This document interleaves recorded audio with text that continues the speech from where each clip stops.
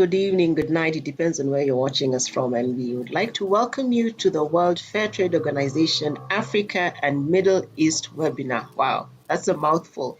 But that's who we are. And this is really a conversation about fair trade and how Buy Fair and Build Africa is a part of the economic solution for Africa and African business operators. So today we have a fantastic panel. It's not often I get these three people to sit together and have a conversation. So I'm really, really excited.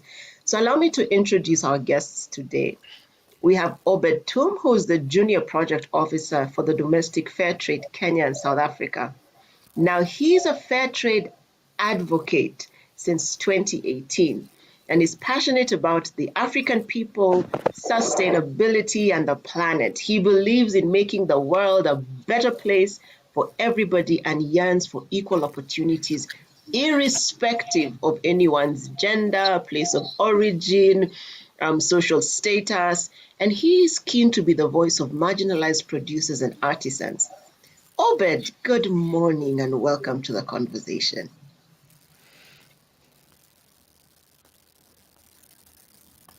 I'd just like to hear your voice. Thank you. Good morning, Obed. We also have Musa Mpofu, who's the Project Officer, Domestic Fair Trade, Kenya and South Africa. She joined the fair trade movement in 2012 while working at Usisi Designs in South Africa and then came to WFTO. She is passionate about seeing Africa businesses succeed. She's pro-women empowerment and a budding Pan-Africanist. I like that, budding Pan-Africanist, which means there's space for her to become more. Welcome to the conversation, Musa. Thanks, Kyesubire. Good morning. How are you? I'm very well. I'm so excited about what we're going to be discussing today.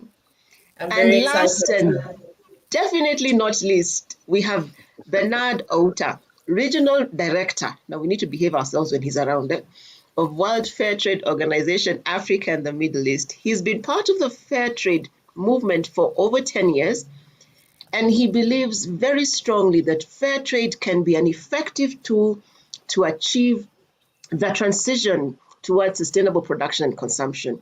His greatest desire, get this, is to see the concept of fair trade take root in Africa. Bernard, welcome. Thanks, Kyesubire, and good morning, everyone. So now that we have introductions done and we know who's in studio and we know where they're coming from, I would like to say we are coming from both Nairobi, Kenya, Machakos County, and Johannesburg. So this is in my view, global conversation. Let's get this conversation on the road. And I'll start with you, Bernard. What is fair trade? In the simplest terms possible, what is fair trade? Thanks a lot, Kyesubire. Of course, fair trade, you obviously talk about two words. You talk about fair and you talk about...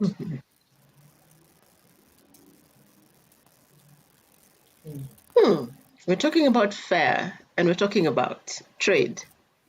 Have we? Exactly. But if we were to define what fair trade is from practice point of view, is that we are talking about a trading partnership. So there are two actors involved, and they see this relationship as a partnership, meaning that the activities involved is one that recognizes that these two parties need to be of equal in nature. But I think there are key elements in fair trade that are important, that which distinguishes it from other trade or conventional trade, as it were. And the first point is the whole element of dialogue, that when you're doing a fair trade, then you need to embrace the element and the spirit of dialogue. The second point is that in this trading relationship, there is this need for transparency. Don't put cards under the table. And the third one is accountability, that as you trade, you need to be accountable, not just to each other, but also to other actors in the value chain. At the end of the day is that in this trading partnership, what we seek to achieve is a greater equity, a greater, I guess, equity in the way we do trade, especially at international trade level. Because if you look at what the conventional trade operates, some of these elements are not present. And so fair trade therefore seeks to provide or offer better trading conditions to producers, and producers in this case is anyone who is making a product to sell, and whether they're smallholder farmer or an artisan or a worker, that the fair trade then provides a better working condition or opportunities for them as they do trade. And if I take this further down from a WFTO point of view, because I mean, within the fair trade movement, there are different networks or systems. But from a WFTO point of view, we have 10 principles that guide what a fair trade enterprise should do or behave like. And so these principles are very key to any enterprise that want to be part of a fair trade community or a fair trade movement. And then they define how you set up your enterprise and how you behave as an enterprise on day-to-day basis. And these are key because they define what we are. And we are looking at how your enterprise, therefore, is able to create opportunities for disadvantaged producers or small-scale producers. How are you able to create better opportunities for them? How are you able to transact your trade in a more transparent and accountable way? How are you able to embrace the core of the fair trade practices within your business? How do you safeguard young people, children, for example, from getting involved in your business? I mean, the whole question of child labor and the rest. How do we ensure that your business is not entertaining discrimination, but also providing more opportunities for women? The whole question of gender equity and the rest. How do you ensure that there is good working condition in your business enterprise? How do you ensure that you're providing enough capacity for artisans or smallholder farmers to be able to grow and to access market? How do we promote fair trade generally? And finally, how do we respect environment? So these are key elements within fair trade movement that define how we live, define how we trade, define how we produce. And I think, in a nutshell, this is what fair trade is all about, Kyesubire. Oh wow! I mean, for me, it's critical, and I see three big things. You talked about dialogue, you talked about transparency, and you talked about accountability. So, Musa, let me ask you a question. There are all these things that Bernard has talked about. When I am approaching a business, is it possible to have identifiers of a fair trade enterprise? Are there things I should be looking out for as the consumer or the person looking to contract services? Are you talking about from a consumer perspective? Can you give me both from the consumer perspective and also, because if I'm coming to contract you and you're doing a product, what should I be looking at in terms of how you run your business? And if I'm looking to partner with a fair trade organization so that we work together, what should we be looking at? What are their grounding physical, quote unquote, characteristics? Because if I say an African, the assumption is Africans are black, but we're not all black. So when you look at fair trade, what are distinguishing factors that a fair trade enterprise showcases? Okay, so I think first of all, from a business to business perspective, you're looking at an enterprise that, like Bernard said, is accountable and transparent about the way it does business. As a fair trade entity, you should be able to disclose what you're doing with your profits. How are you reinvesting them? What are you spending them? profit is mine. Why should I disclose? No. Well, okay, the thing with fair trade is we're trying to have social impact. We're trying to have impact on the communities around us, right? So as a fair trade business, you are looking at the community around you and trying to improve their standards of living. So you could then decide with the profit that we make as a business, we are going to ensure everyone has running water, or everyone who works with us has got running water, or everyone who works with us is, I mean, you look at where's the shortfall and how can we make it better? How can we improve the livelihoods of previously disadvantaged community members, whether it be individuals or it be cooperatives? How do you engage them and how do you improve their lifestyles? In regards to accountability and transparency, I mean, you have contracts in place. Are you keeping to those contracts? Are you being true to those contracts? Because it's very easy to have stuff written on paper, but when it comes to implementation, is it really what you're doing? So as a fair trade entity, you get audited against these things. An auditor will come in and check.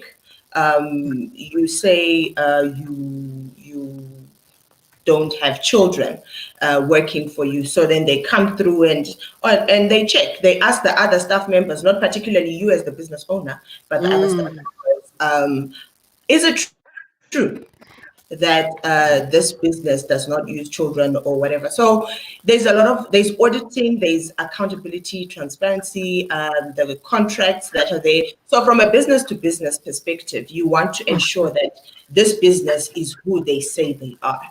From a consumer perspective, then you would need to check for the WFTO logo on the product, which is called our product label. I mean, if you're working in a supermarket, that's the only way that you'd be able to differentiate a fair trade product from a non-fair trade product, through the use of the product label. So having an understanding of what those principles are, then when you see that logo on the product, then you know what it's about. You know that this business is pro-social impact. This business is pro reinvesting profits. They are not really keen about paying out dividends to shareholders and stuff like that, but they essentially put people over profit. I like that, put people over profit, because that's something many of us struggle with. We're looking at purely shareholder bottom lines at any cost. So, Bernard, what are some of the misconceptions about fair trade, especially in Africa? Please unmute yourself as you start. I think I like the point you made earlier on profit is mine. I mean, it's true, profit is yours. And we should encourage businesses to make profit. I mean, this is key to any business. And if you look at the root cause of what we see as rising inequality, what we see as entrenched poverty, as well as the deepening of ecological crises, whether it's climate change and the rest. At the root of all these things we see around the world, even in our own context, is the question of profit is mine. And so fair trade seeks to provide a different sort of model that says, yes, make profit, but don't prioritize it. Don't clear entire forest because you want to make profit. Don't pay people poorly because you want to make profit. I mean, we will not then succeed or obtain equitable, sustainable development when we turn this table upside down, that your priority is profit at all cost. So that's what I think. That's a very the divergence that fair trade will have if you compare that with conventional business.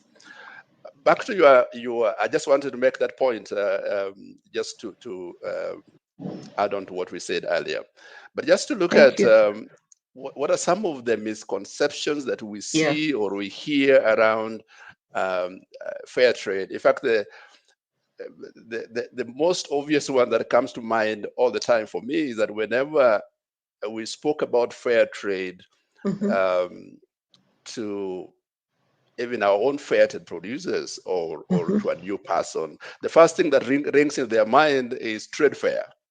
So whenever you say fair trade, even when you write it, people will equal it to trade fair.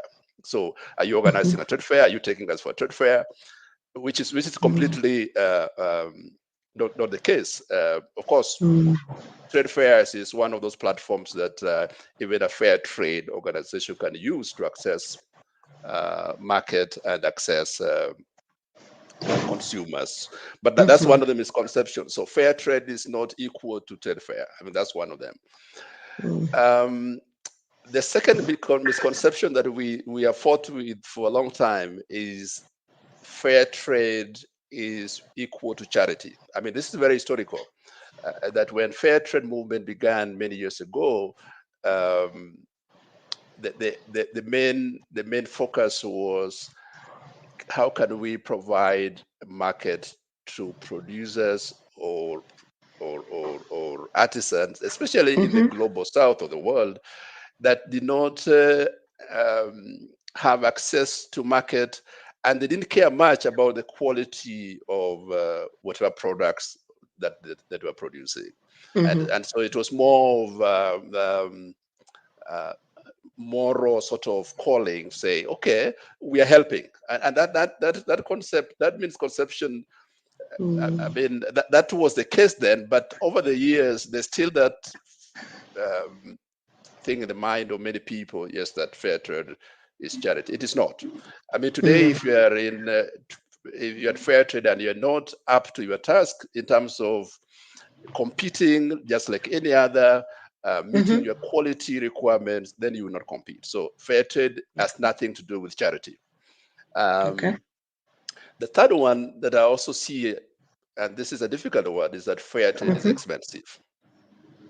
Fair trade is expensive. I mean, there's a truth to this misconception, but the challenge you face in any given context is that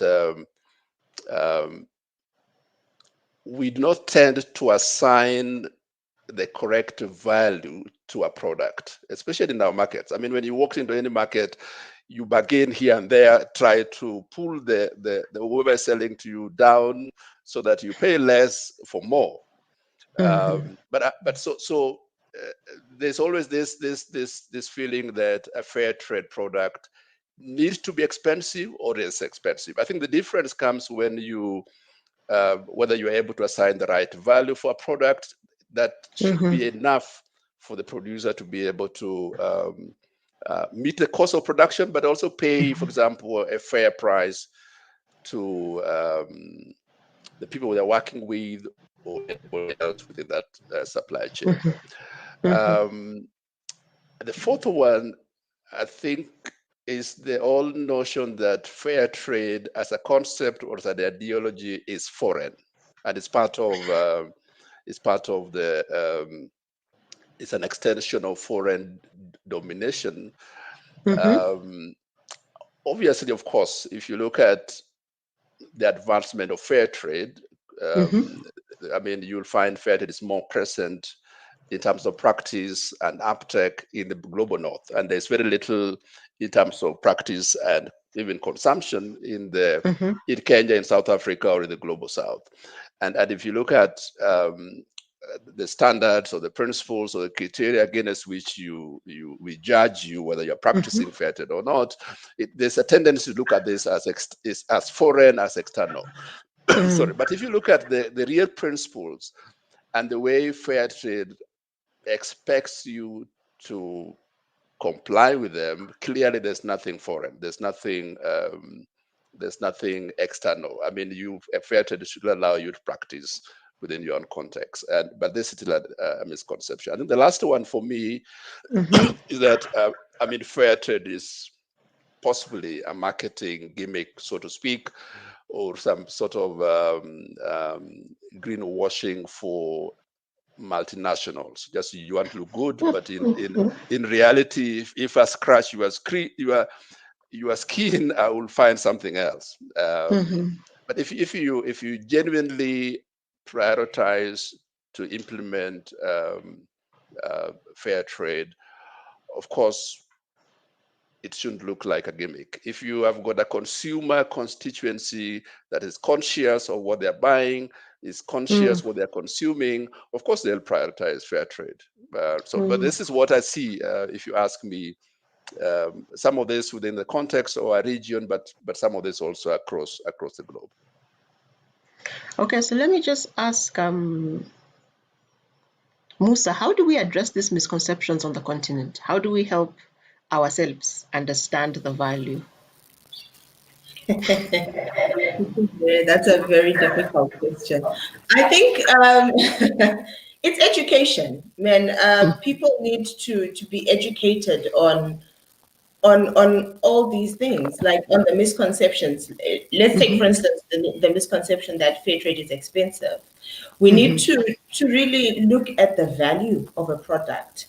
If you're going to go and want to buy these earrings for 10 rand, and yet the production and the wages and everything else that goes into costing for these earrings costs 15 rand. So you want my business to run at a loss? You want me to underpay my staff? You want me to not be able to afford to pay my electricity and water? You want me to... Then don't get the earrings. So then does that mean education needs to be two-pronged, from the side of the consumer, but also for the producer to understand then we're in business to make profit, and you can actually stand firm and say it doesn't make economic sense to me? First of all, I think the key issue, Kyesubire, is that as a region, we are extremely price conscious. We are driven by price. Everything we do is about what is the money aligned to that thing, So I think, first of all, that's the first hurdle we need to get past.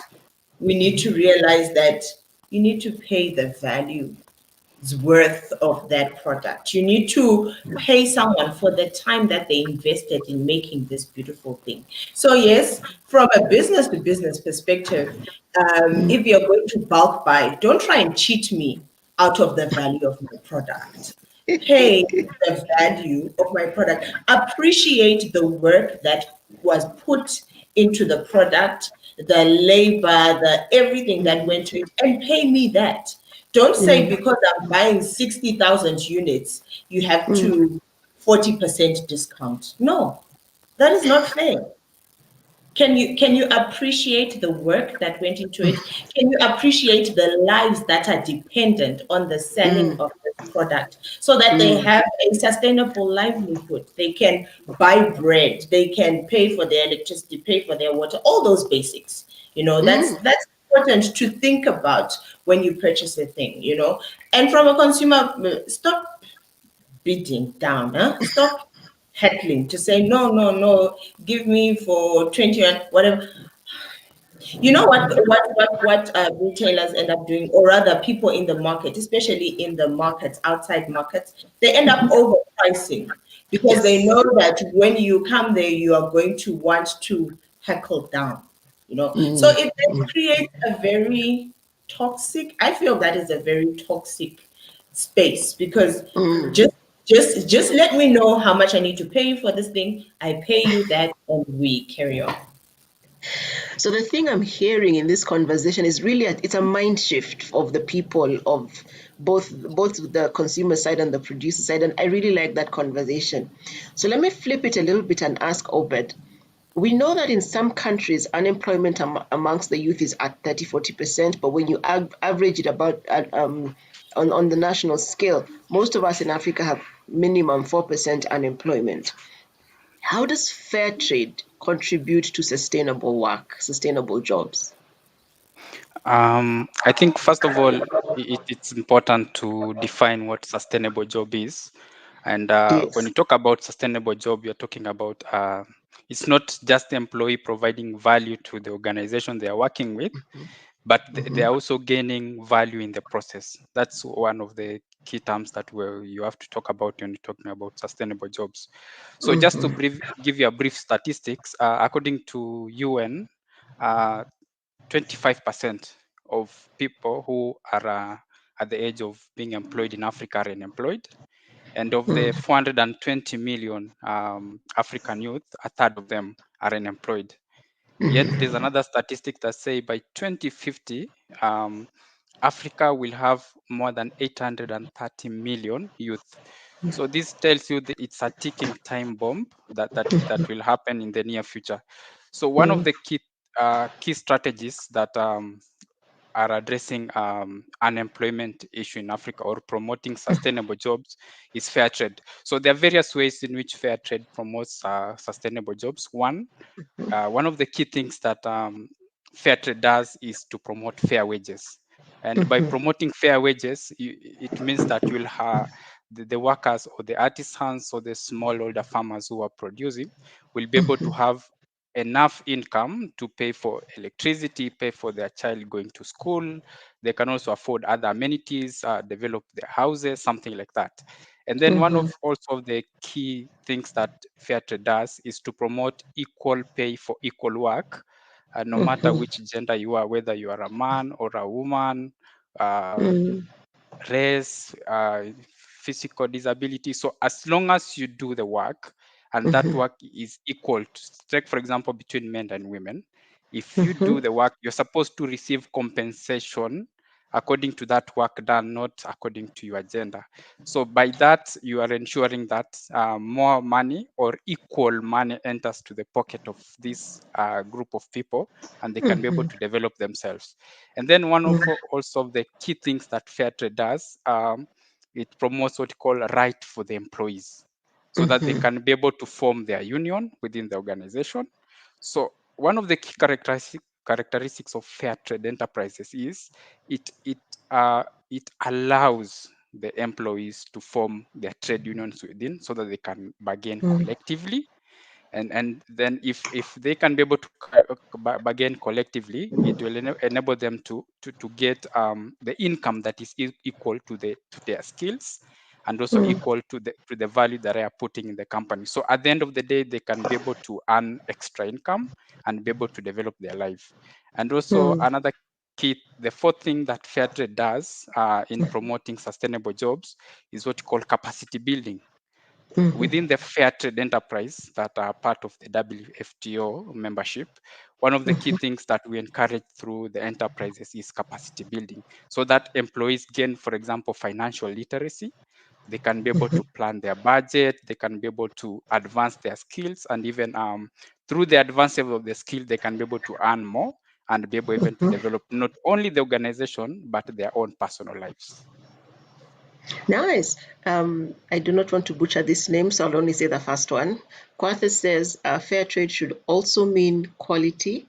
Also, people think that trading with Africa means less price, but the one I want to pick on and throw back to Obed is equal opportunities is great, but most importantly, to create jobs. So how does and this could, maybe I can throw this to either Bernard or Musa, whichever picks it up. Sorry, whoever picks it up. How do we encourage communities to use fair trade to create jobs? Because if there are not enough employed positions, so we need a lot more people going into enterprise. How do we then have the conversation about the value of fair trade at the point of dealing with unemployment, so that when I go in as a small trader or whatever it is I become, I already have those principles in my mind? So any of the three of you can pick it up. I see Bernard smiling very widely. Musa need to pick this up as well. I mean, if you look at our own context, whether it is in Kenya, South Africa, or any other country in the region, of course, the first point we acknowledge is just the level of awareness of what fair trade is, and even at the level of policy level or regulations, as well as even at the consumer level. And I mean, at the core of sustainability is the way we use resources, whether they are natural resources or a human being as a resource, or I mean, workers in this case. And in I mean, fair trade essentially influences how we use these resources, and if you're going to sustain jobs locally, meaning that you have to sustain production locally, I think a consumer is a very powerful player, because a consumer would then influence how you produce and what you produce, and they'll tell you, if you don't produce this product or products in compliance with certain best practices, then I'm out. And so I think for us, this is the, as they say, where the rubber meets the road, and that engagement between consumers and businesses, I think, is important, and that way we can be sure that we are creating sustainable job. In other words, the business practice and the production behind it in such a way that these jobs are created to last, and that way actually to last and to grow, because there will be demand, and the demand for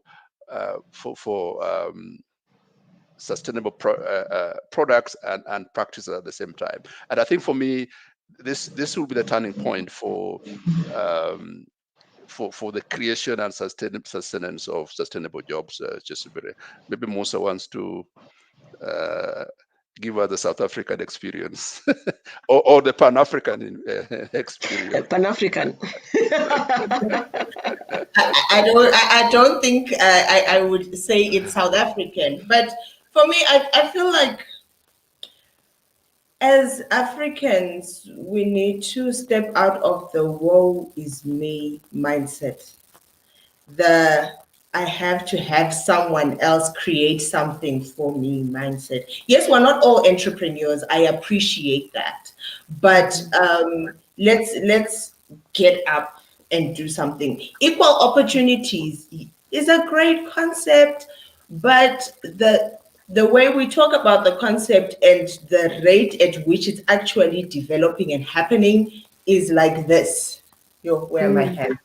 There's like a huge difference between it. So you can't sit down and wait. Okay, equal opportunities needs to now land here so that I can take advantage of it. No, get up and do something. Be creative.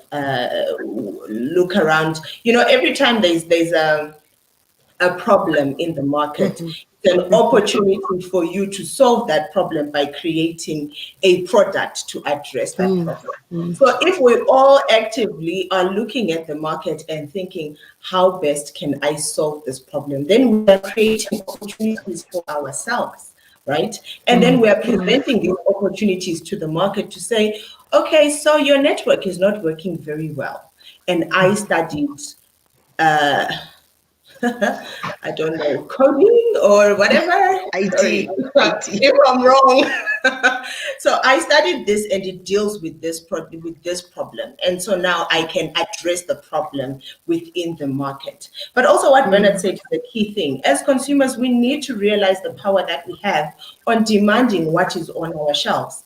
If we are going to keep demanding the 20 Rand t-shirt that came from China, instead of buying the 78 Rand t-shirt that was locally made, then we are not trying to promote local businesses. We're not working towards ensuring that our manufacturing sector remains alive. So we definitely need to exercise our power as consumers and ensure that we are buying products that ensure that the unemployment rate within this country is reduced. And as we keep on demanding those products, it means there's space for more suppliers to come in. And it means we're creating more opportunities. So it's a two-way thing. Stop sitting back and thinking opportunities are going to fall on my lap. Go out there and look for them. But at the same time, don't then buy something that is killing your own local industry. Put your money on creating and developing local industry. I like that. Get up and do Just something and put your money on opportunities that create and develop local industry. Yes, I, Bernard. just I mean Musa is right. I mean we obviously we obviously need to acknowledge obviously that in Africa and many other parts of the global south that there are challenges that affect production and that ultimately make the price of goods more expensive, and so that's why Musa is saying you find a T-shirt that has traveled all the way from China is costing much less than what is produced next door. I mean, there are obviously these challenges, and these challenges of course need to be addressed, and I believe they're being addressed in one way or the other by sorry, my voice needs water. by government and the rest. But then the consciousness that we must have as Africa and as a region is to be is to be competitive, believe in supporting our own enterprises, because this is the only way the economies will grow and we create more jobs for young people. I mean, the statistics we're talking about are real numbers. They are real people. They're not just numbers. It's not a problem for the future. It's a problem now already. Yes. It will take time. It's a shift, but we must have the shift. You must have the shift. Obed, you were going to say something. Yeah. I think I agree with Bernard, and because just like the way Musa said, the clothes that travel all the way from China are more cheaper than what you can be able to go to produce here. So there are actually a lot of bottlenecks to ensure seamless production in the local market, so that they can be able to match. I think here locally in Kenya, there's a company known as Rift Valley Textiles. I think it's one of those that collapse as mitumba or second-hand clothes become rampant in the country. And we need a shift in policies, actually, so that we are pro local production. And then government needs also or the authorities need also to subsidize some of these things. Take, for example, the machines for production, and also give maybe like tax breaks for this textile maybe manufacturers or the manufacturer of the specific products, so that they can be able to break even in terms of cost and be able to sell at that competitive price that we are importing clothes. With that, we are creating jobs. At the same time, we are growing our economy. So we really need, as consumers and as advocates of fair trade and sustainable production and consumption, we really need to push for changes in policies, so that the subsidies are there, so that the right economic environments there for local production, and we can be able now to produce and sell competitively.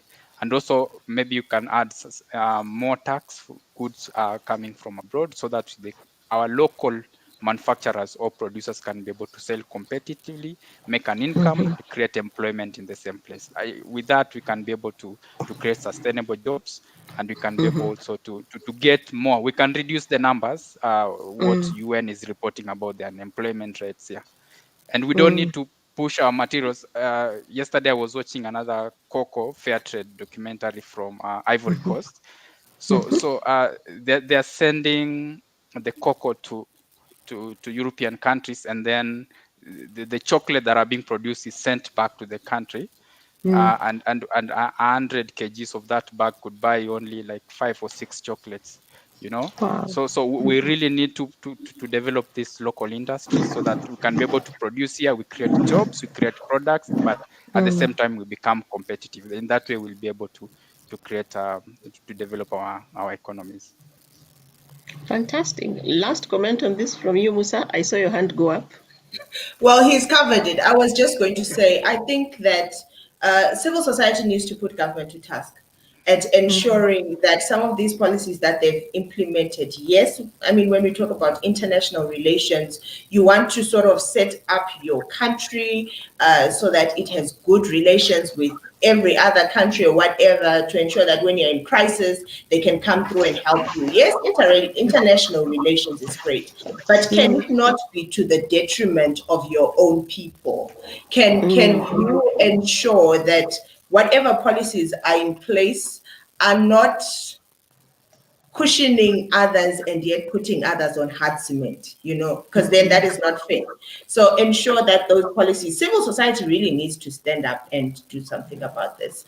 There are some trade policies that are really not right, where you find that, like the case of the T-shirt that comes in at 28 Rand and local production makes it 78 Rand.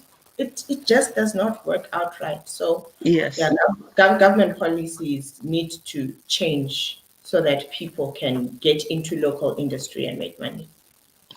Fantastic. I like all those. The major insight there is shift in policies as well as mindset shift, both on the side of how we view local products and how we produce what we produce for quality, and then we have the right pricing conversations.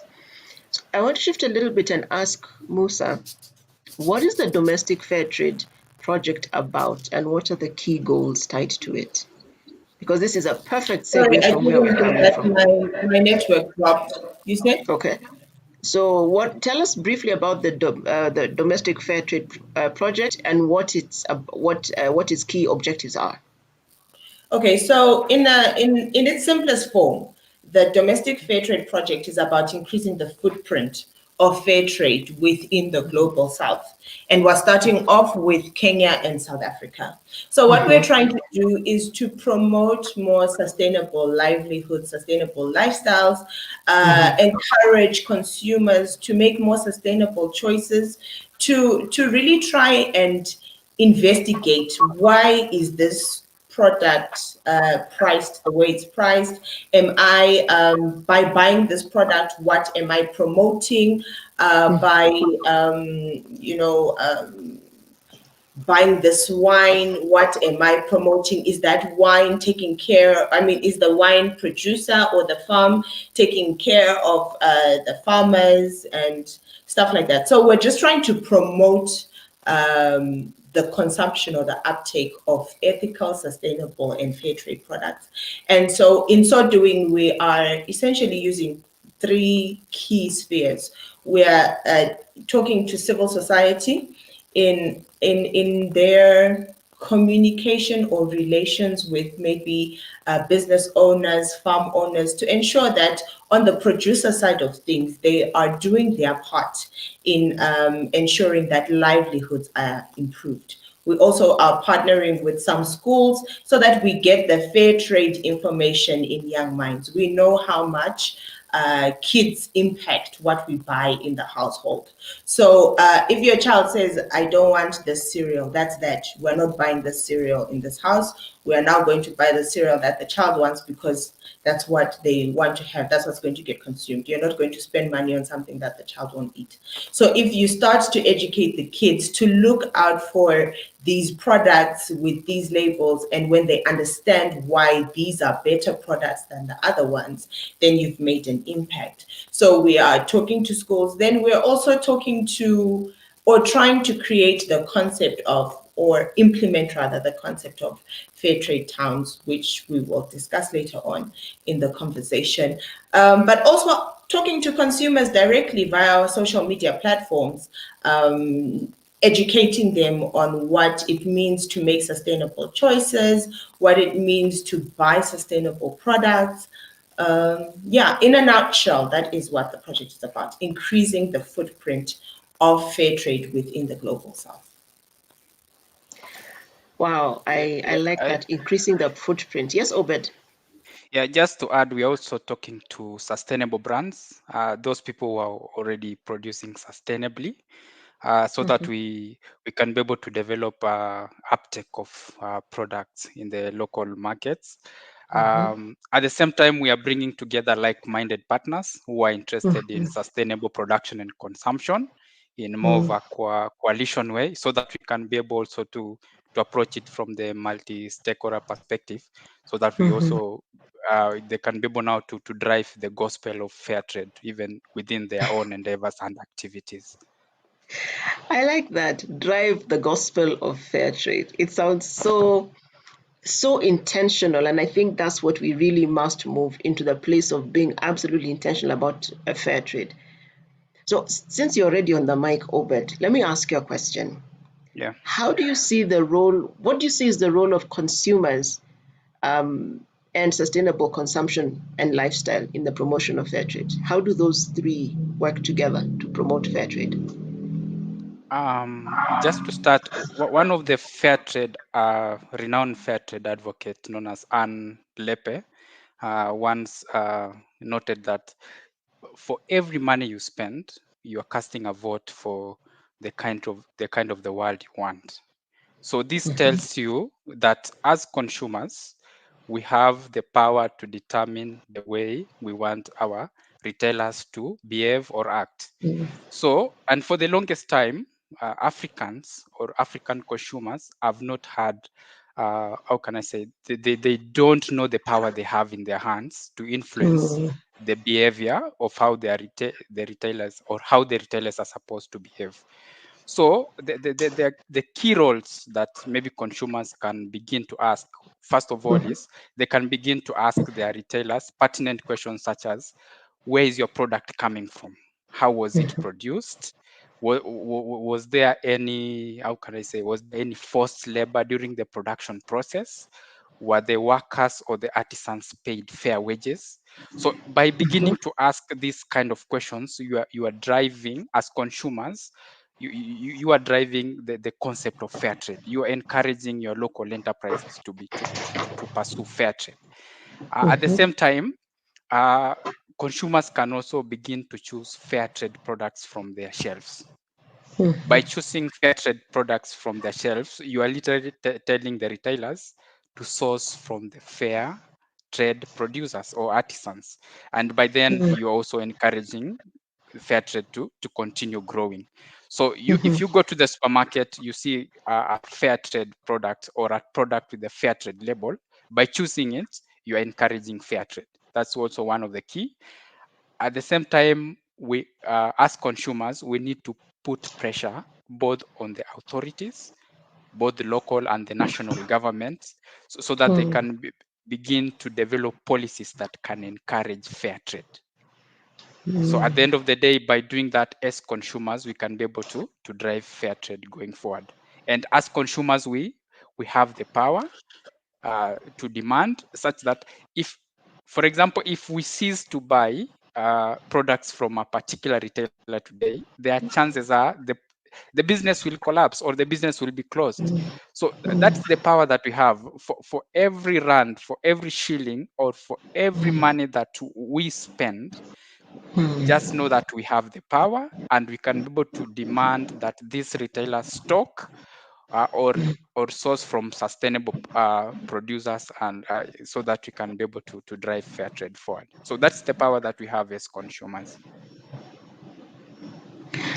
So, Just a bit. yeah, Sorry, yes, go ahead. I just wanted to add a voice to a voice to, I think, the statement that Musa made earlier, and probably try and tie it in with what Obed is saying. I'm sure you can still go back to Obed if need be.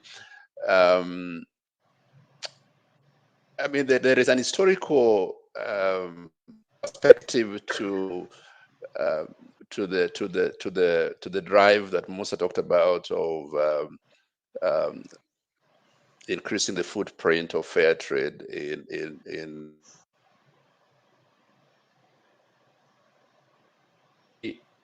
there was a very clear dichotomy of fair trade in terms of where products come from and where they go or where they're sold. I mean, this has been a very historical reality when it comes to fair trade, that producers were always in the global south, so in Kenya and South Africa, in India, wherever that is. And the consumers of fair trade products is somewhere in Europe, Germany, Netherlands, France. So this dichotomy has existed, and by the way, it still continues to exist. And it's a very important, I would say, relationship because it supports trade in that sense. But that meant that there was nothing literally happening in our backyards. We were busy producing fair trade products and busy exporting it to the north. And so the challenge then is there was no conversation here.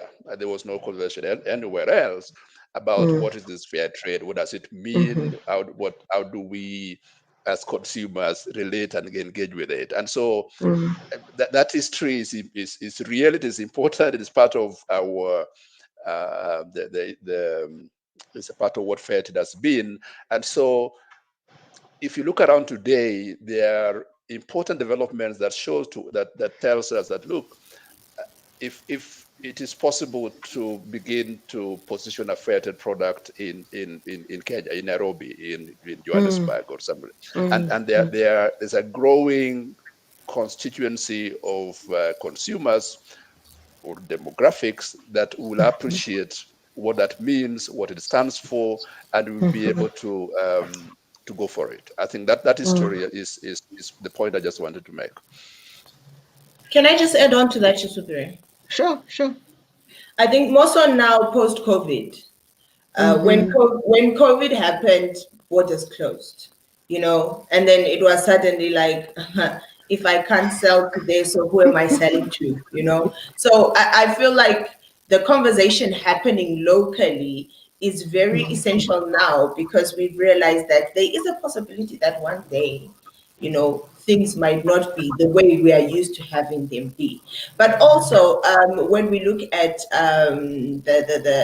the startup of, whether startup is the right word, of the AFCFTA, the Continental Free Trade Area, where we are trying to promote trade within ourselves as Africans, so the project aligns with such greater projects like the Continental Free Trade Area, where we say we are able to appreciate our own products, we are able to consume our own products.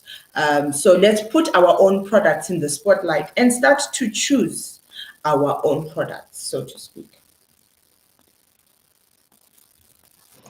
I like the fact that it keeps coming back to the power of choice. As a people, as a community, we must be able to choose and even know how important our choice is. Let me pick a question from the audience, which says, why is the concept stronger in Kenya and South Africa?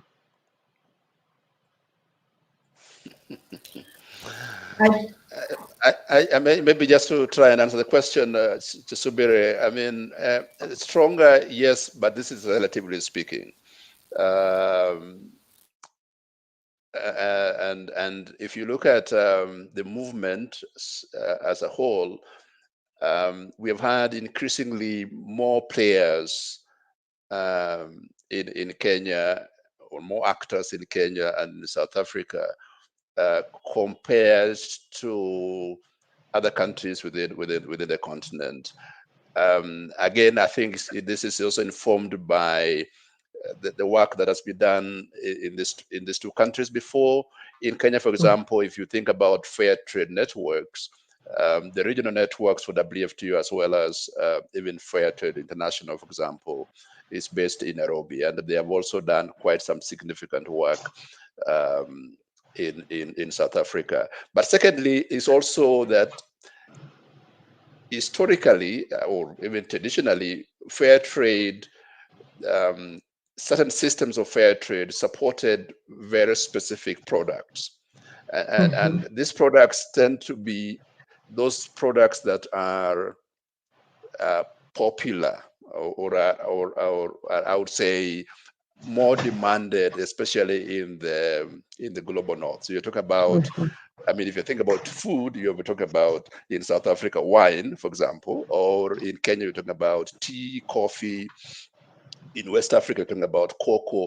So the presence of this product, especially the big agricultural ones, also influence why Kenya and South Africa. But the reality is that I mean, from WFTO point of view, any product can be fair trade. What is important is your business and production practices that you apply in the production of the specific product. So it's not unique. It shouldn't be unique to any product. And by the way, even services can be fair trade. And so ideally, and this is the conversation we must have, is that fair trade is not limited to particular products.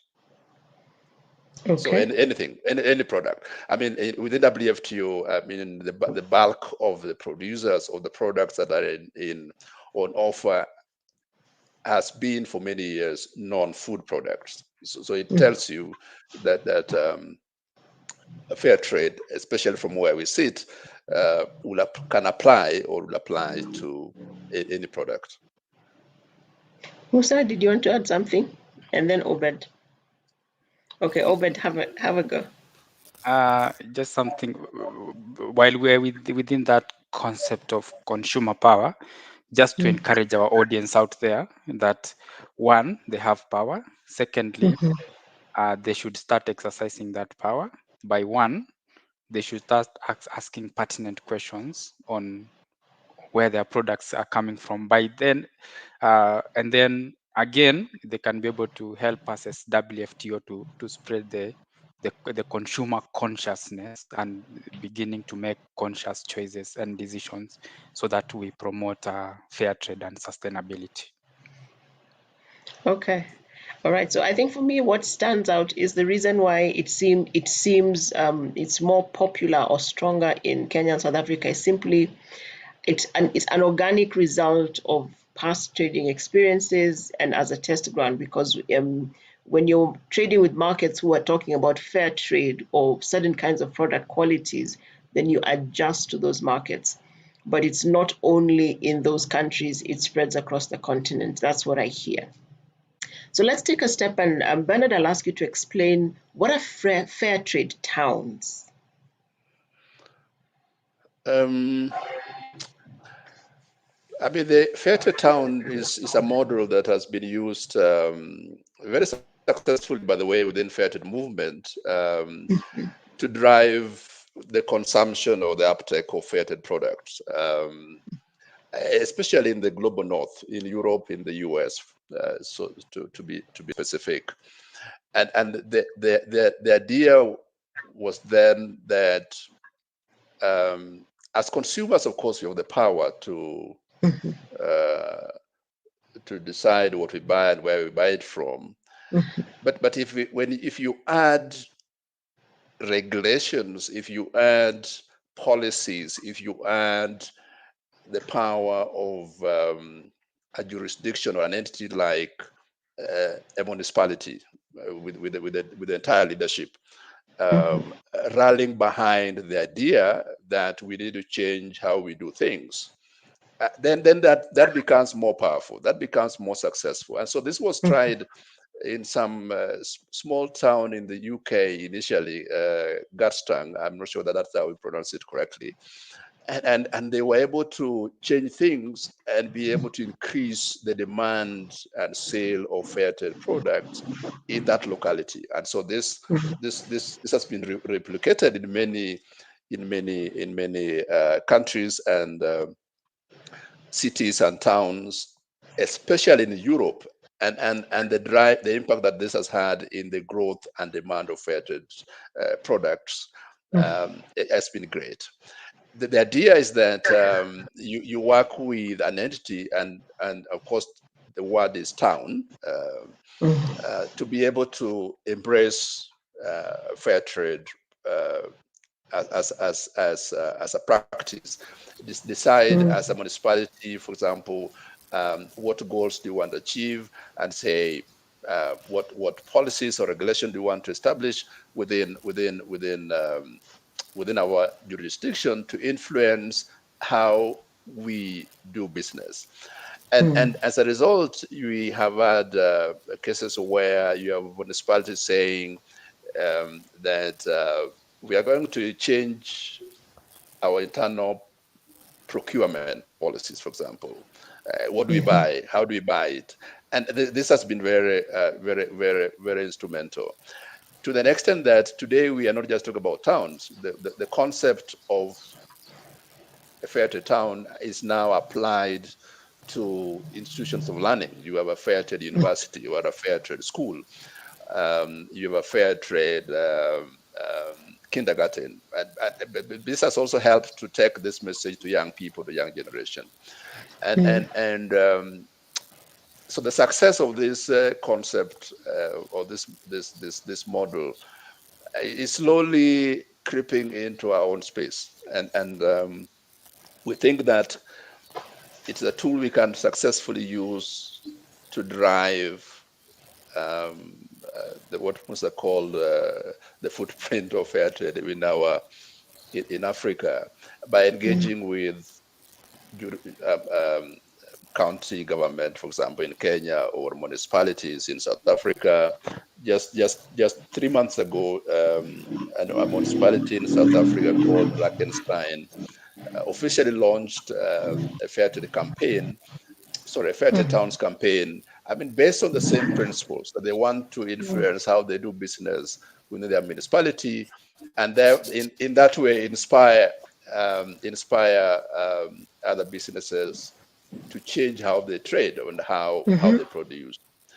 And so this is what fair trade towns has been, and is, and I think will continue to be. And we think that it is something that we can embrace as a continent, but also use as a tool to engage with authorities to influence what sort of policies they put in place to support sustainable businesses, and so on and so forth. So a curious question on that one. Any numbers of how many success stories we have? In Africa, in terms or of globally? In Africa, Africa. In Africa, the uptake has been slow, but it is picking up. Okay. We have the first fair trade towns in Africa are in Ghana, 2 towns. They're still very fairly active. One of them I know, for example, in Golbatanga, having annual festivals just to promote the idea of fair trade towns. And then we have had the Fair Trade Town initiative in Cameroon. So that is the second country. By the way, Middle East is part of our region, and we have had Fair Trade Towns campaign initiatives in Lebanon. Some were fairly successful. And then most recently, we have a Fair Trade Towns campaign launch in South Africa, Drakenstein municipality that I've just talked about. And hopefully we'll have,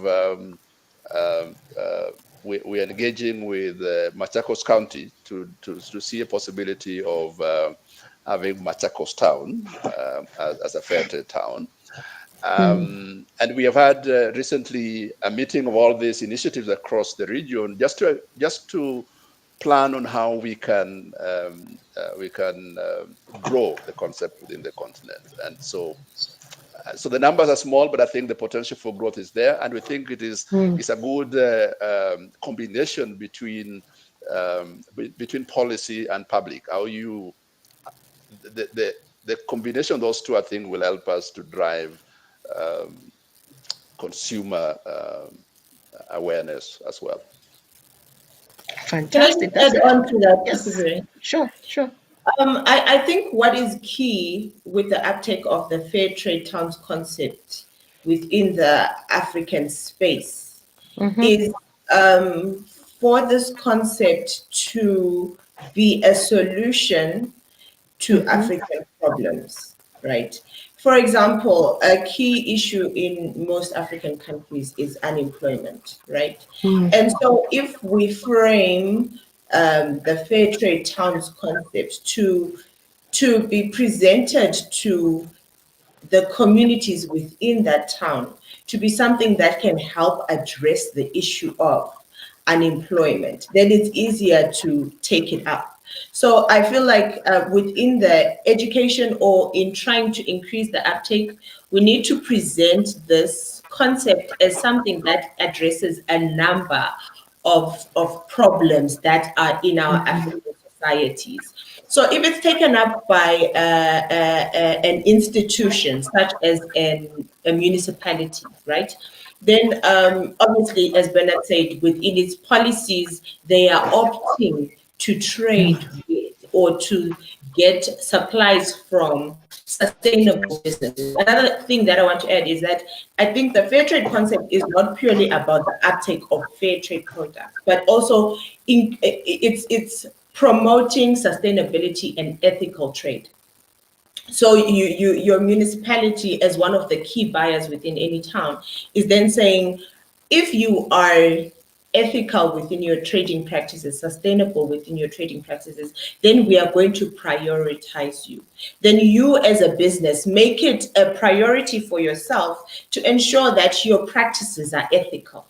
Your practices are sustainable. The way you are procuring, getting resources in your production processes is kind to the environment. You are paying fair wages, etc., etc. So it's just about creating more sustainable and ethical communities. So I just feel like the uptake of it in Africa will be increased if we present it as a solution to a vast number of our problems within the African space. I like that because every successful business answers a very specific problem very well. So that would be a good place to start the conversations. So let's move to the fair trade fortnight. And Musa, I'll ask you to just take to this. add something. Yes, Obed. Yeah, just to add something within the fair trade town, we also have the business incubators that can nurture business to be able to be sustainable. So it's also one of the key things within the fair trade towns. Fantastic, because that is absolutely excellent, especially for the youth as they transition from training to actually generating income. Thank you for that addition, Obed. It's amazing, amazing, amazing. So Musa, back to you about the Fair Trade Fortnight. What is it? I know it's the second one, but please explain to our audience what it is and what we would like to achieve with that. Okay, so with the Fair Trade Fortnight, what we are essentially trying to do is to put a spotlight on these businesses that are trading fairly, trading ethically, trading sustainably. And we're saying to the African audience, this is what is available. Look at these products, look at the impact that they have on their communities, look at the difference that they are making in their communities, and also just to say to the business owners that we, as WFTO, want to give you a platform to talk about the impact that you're making. We want to stir up a pride within our own people for our own products.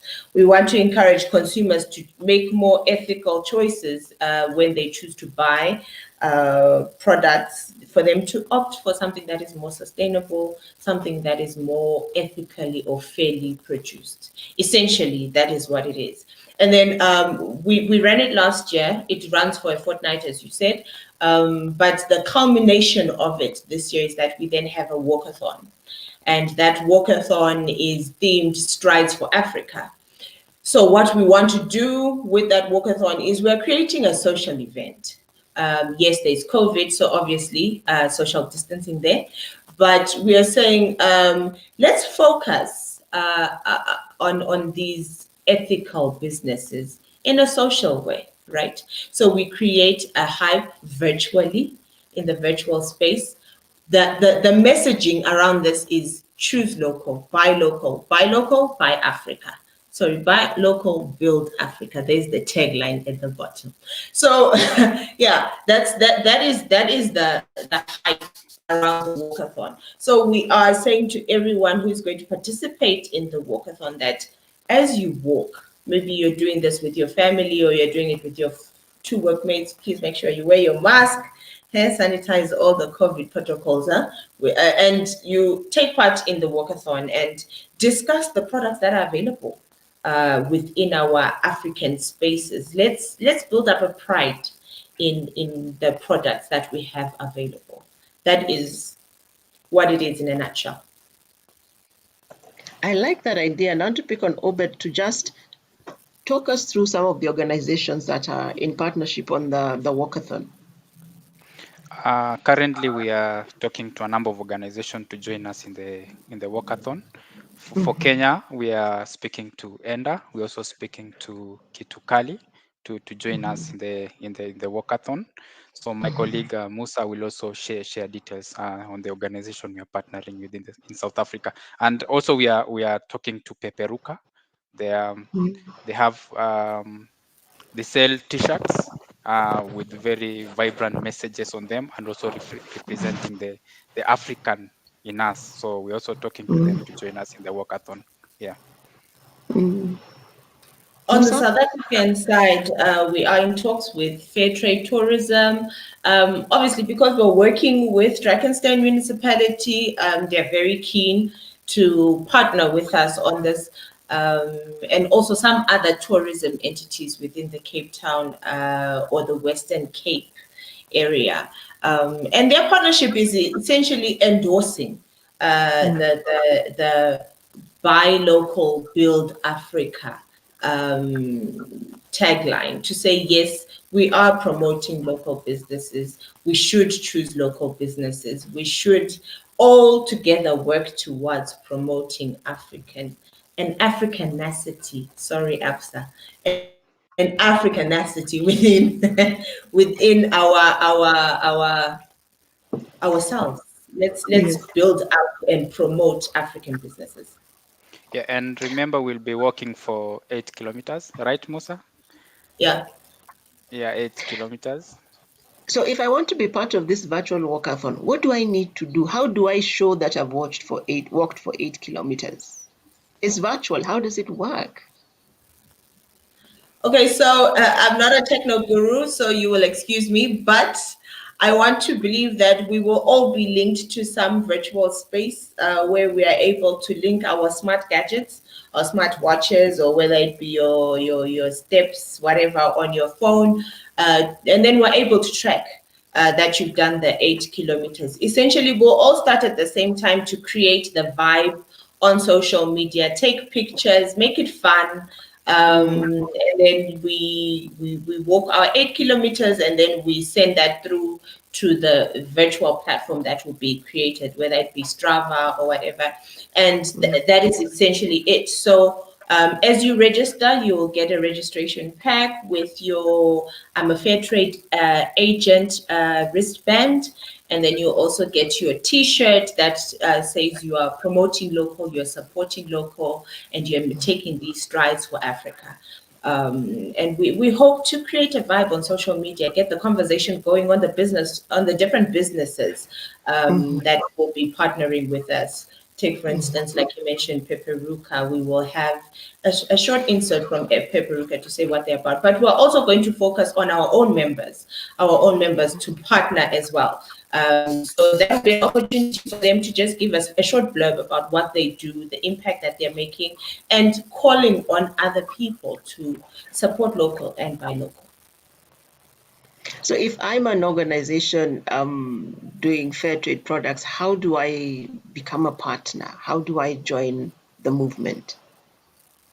If I'm not already a member. Drop us an email on info@wfto-africa.org and let us know that you want to be a partner and we will facilitate it. There is no financial contribution that you need to make to be a partner.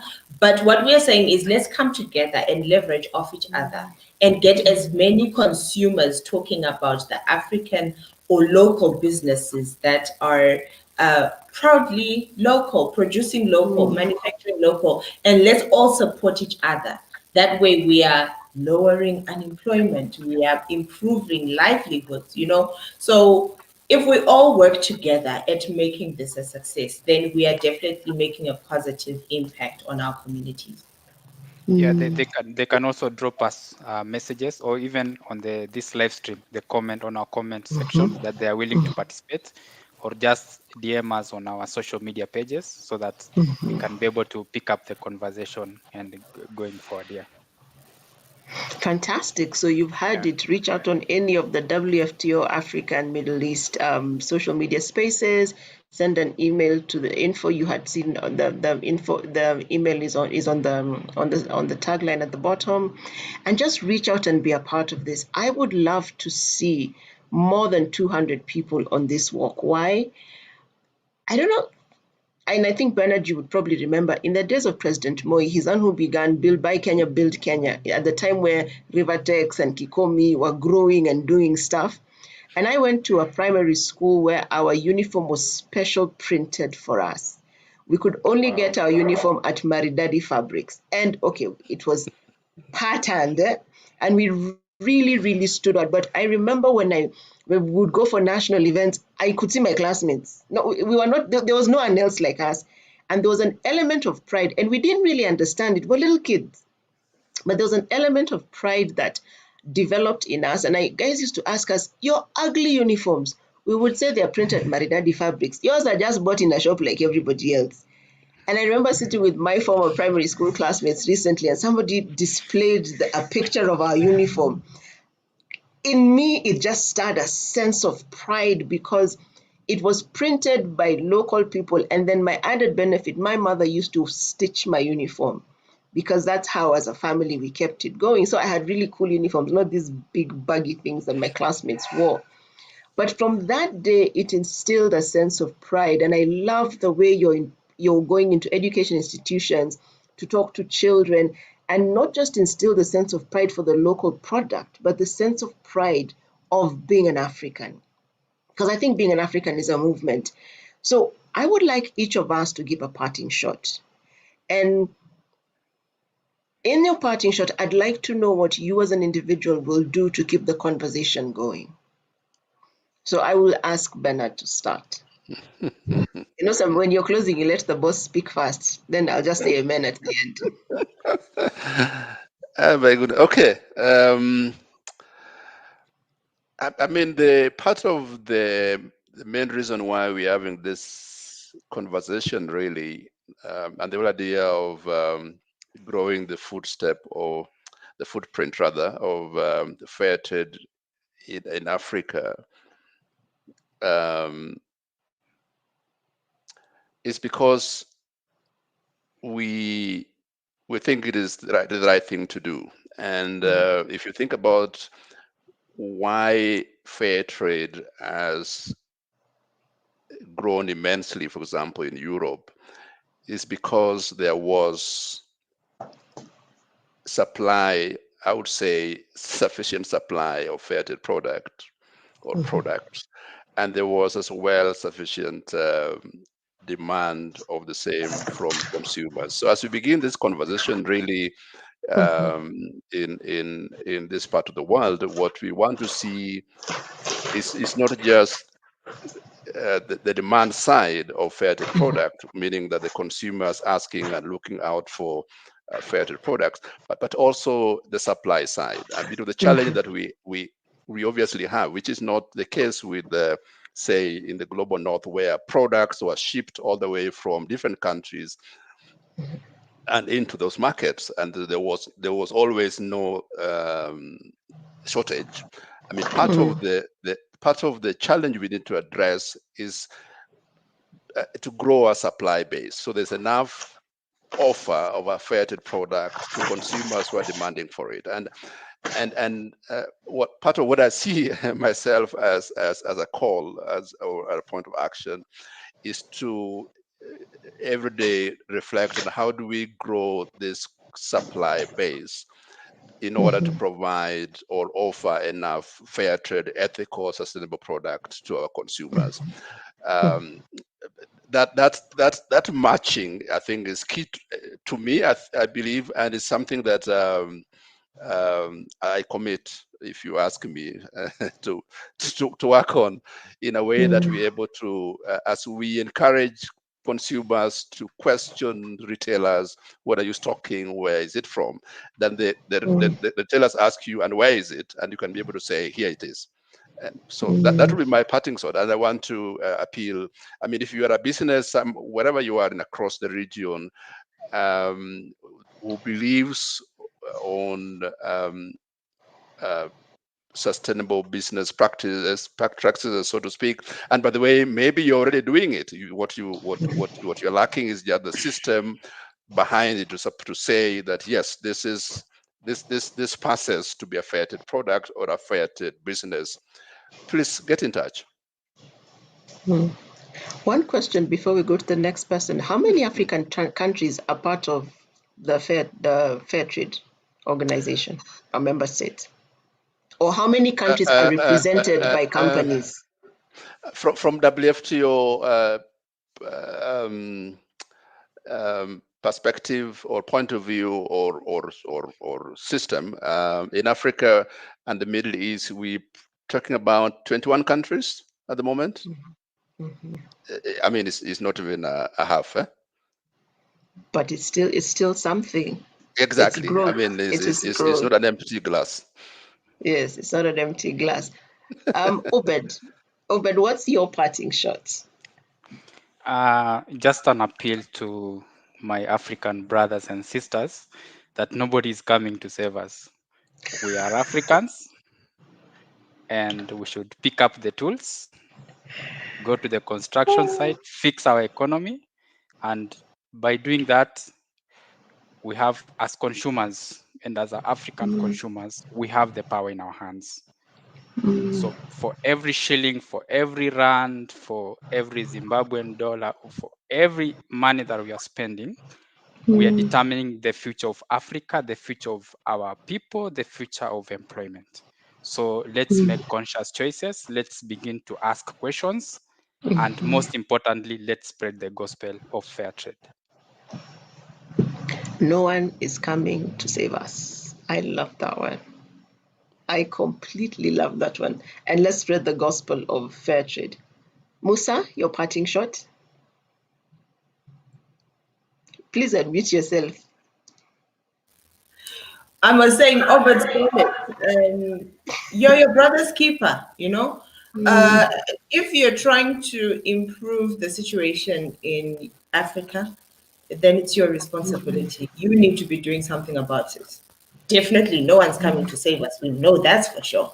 So work on it. If it's that you are trying to improve employment, then buy local.